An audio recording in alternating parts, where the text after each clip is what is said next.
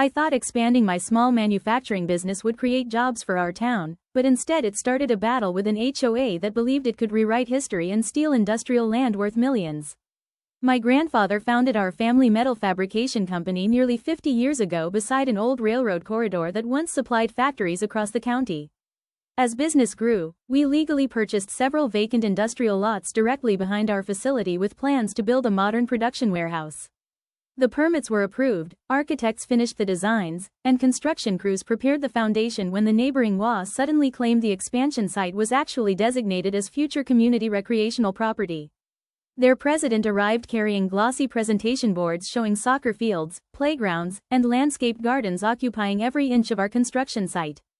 They demanded we stop building immediately and insisted their governing documents granted them development authority over the parcel. County inspectors temporarily paused construction until ownership questions could be resolved, costing our company thousands of dollars every day.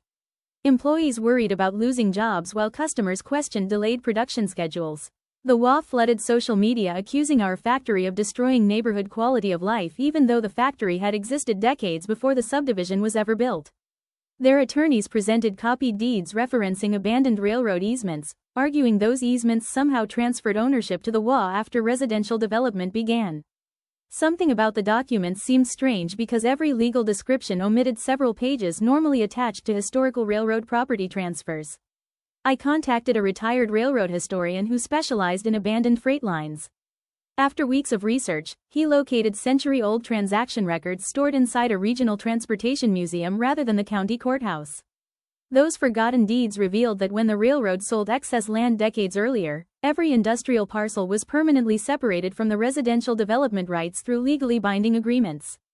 The HOA had deliberately submitted incomplete copies of the documents, hiding the pages proving our ownership. Investigators also discovered that the HOA board secretly negotiated with a commercial developer hoping to purchase our expansion site after forcing us into expensive litigation. Our warehouse was finally completed, employing dozens of local workers, while the former HOA president faced personal liability for intentionally falsifying historical property records.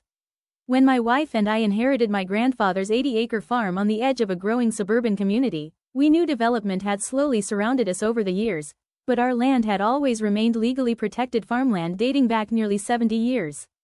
The HOA governing the nearby luxury subdivision barely existed when my grandfather was alive, yet after he passed away and we began restoring the barns and repairing the fences, the HOA president suddenly arrived with several board members claiming that over 40 acres of our property had been designated as future community green space. They confidently handed me colorful maps printed from their office showing walking trails, picnic areas, and bicycle paths running directly through our crop fields. According to them, previous landowners had supposedly agreed to donate the acreage decades earlier.